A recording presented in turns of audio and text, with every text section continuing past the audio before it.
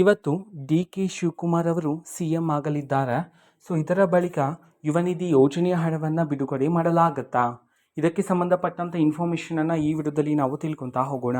ವಿಡಿಯೋವನ್ನು ಸ್ಟಾರ್ಟ್ ಮಾಡ್ತೀನಿ. ಅದಕ್ಕಿಂತ ಮೊದಲು ನೀವಿನ್ನೂ ನಮ್ಮ ಚಾನಲ್ಗೆ ಸಬ್ಸ್ಕ್ರೈಬ್ ಮಾಡದೇ ಇದ್ದರೆ ಈ ಕೂಡಲೇ ಈ ಚಾನಲ್ಗೆ ಸಬ್ಸ್ಕ್ರೈಬ್ ಮಾಡ್ಕೊಳ್ಳಿ ಮತ್ತು ಲೈಕ್ ಮಾಡಿ. ಸೊ ಈಗ ನಾವು ಇನ್ಫಾರ್ಮೇಷನನ್ನು ತಿಳ್ಕೊತಾ ಹೋಗೋಣ. ಹೌದು, ಇವತ್ತು ಡಿ ಕೆ ಶಿವಕುಮಾರ್ ಅವರು ಸಿ.ಎಂ ಆಗಲಿದ್ದಾರೆ. ಸೊ ಇದೇ ನಿಟ್ಟಿನ ಬಳಿಕ ಈಗ ಗೃಹಲಕ್ಷ್ಮಿಯವರಿಗೂ ಸಹ ಗುಡ್ ನ್ಯೂಸ್ ಇದೆ, ರೈತರಿಗೂ ಸಹ ಗುಡ್ ನ್ಯೂಸ್ ಇದೆ. ಇದೇ ನಿಟ್ಟಿನಲ್ಲಿ ಯುವ ನಿಧಿ ಯೋಜನೆಯ ಹಣವನ್ನು ಪಡಿತಕ್ಕಂತಹ ವಿದ್ಯಾರ್ಥಿಗಳಿಗೆ ಯುವ ನಿಧಿ ಯೋಜನೆಯ ಹಣವನ್ನು ಕಳೆದ 3-4 ತಿಂಗಳ ಯುವ ನಿಧಿ ಯೋಜನೆಯ ಹಣವನ್ನು ಬಿಡುಗಡೆ ಮಾಡ್ತಾರಾ? ಸೊ ಇದಕ್ಕೆ ಸಂಬಂಧಪಟ್ಟಂತೆ ವಿದ್ಯಾರ್ಥಿಗಳಿಗೆ ಒಂದು ಗುಡ್ ನ್ಯೂಸ್ ಇರ್ತಕ್ಕಂಥದ್ದು. ಸೊ ಸಾಧ್ಯತೆಗಳಿವೆ ಅಂತ ಹೇಳಿ ಹಲವಾರು ಕಡೆಯಿಂದ ಇದೀಗ ಮಾಹಿತಿಗಳಾದರೆ ಬರ್ತಿದ್ದಾವೆ.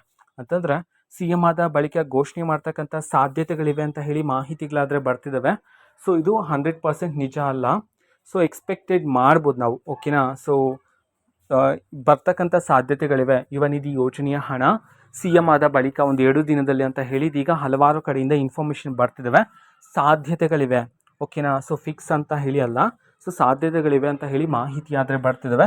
ಸೊ ನೋಡೋಣ ಸಿ.ಎಂ ಆದ ಬಳಿಕ ಡಿ ಕೆ ಶಿವಕುಮಾರ್ ಅವರು ಯಾವ ರೀತಿ ಘೋಷಣೆಯನ್ನು ಮಾಡಲಾಗುತ್ತೆ, ಏನೇನನ್ನು ಘೋಷಣೆ ಮಾಡ್ತಾರೆ ಅಂತ ಹೇಳಿ, ಓಕೆನಾ. ಸೊ ಆ ಘೋಷಣೆಗಳನ್ನೆಲ್ಲ ಆದಷ್ಟು ಬೇಗ ನಾನು ಚಾನಲಲ್ಲಿ ತಿಳಿಸ್ತಿರ್ತೀನಿ. ಅದಕ್ಕೋಸ್ಕರ ಆ ಚಾನಲ್ಗೆ ಸಬ್ಸ್ಕ್ರೈಬ್ ಮಾಡ್ಕೊಳ್ಳಿ. ಮತ್ತು ಮಾಹಿತಿ ಇಷ್ಟ ಆಗಿದ್ರೆ ನಿಮ್ಮ ಫ್ರೆಂಡ್ಸ್ ಆ್ಯಂಡ್ ಫ್ಯಾಮಿಲಿ ಮೆಂಬರ್ಸ್ಗೂ ಸಹ ವಿಡಿಯೋವನ್ನು ಶೇರ್ ಮಾಡಿ ಆ್ಯಂಡ್ ಚಾನಲ್ಗೆ ಸಬ್ಸ್ಕ್ರೈಬ್ ಮಾಡಿಕೊಂಡು ಸಪೋರ್ಟ್ ಮಾಡಿ. Thank you, bye.